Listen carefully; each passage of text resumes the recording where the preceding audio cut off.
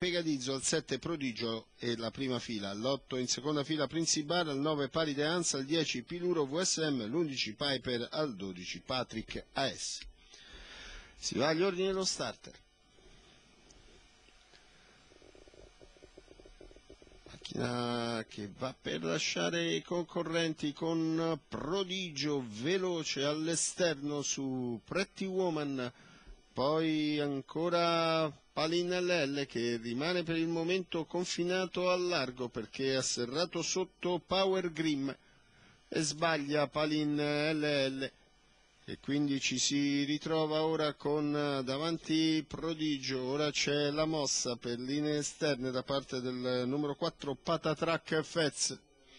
Patatrack che va a fianco di Prodigio. Pretty Woman che è lì, 400 in 31,8. Ancora un cavallo in ascesa dalle retrovie, Piluro VSM che va in terza corsia, sopravanza Patatrack Fez e va a sua volta al lato del battistrada quando i 600 di corsa vanno via in 46,9.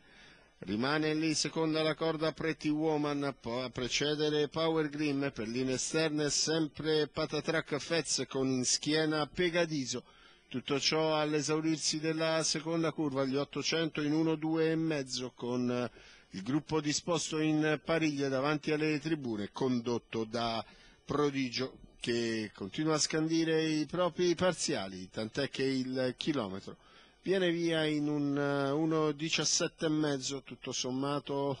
abbastanza tranquillo. La quarta pariglia esterna per Piper,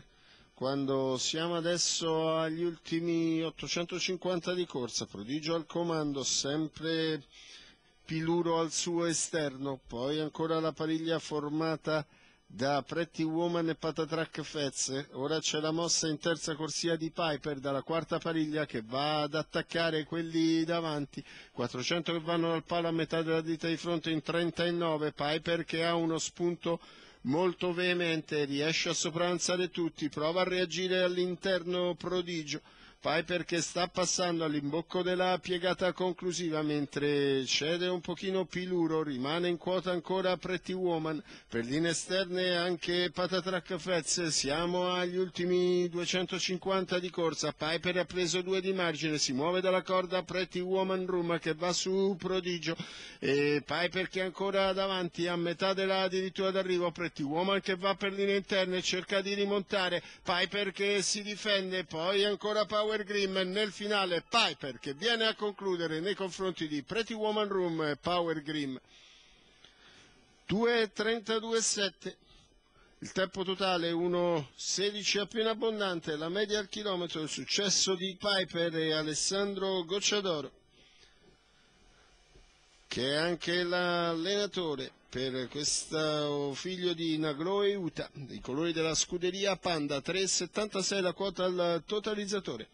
Andiamo a rivedere gli ultimi 250 metri di corsa con Piper che ha già risolto la partita con un volo ai 600 finali e viene a concludere rifinendo il tutto e tenendo a bada il finish comunque interessante di Pretty Woman Room che alla fine può essere solo seconda a precedere ancora Power Grid.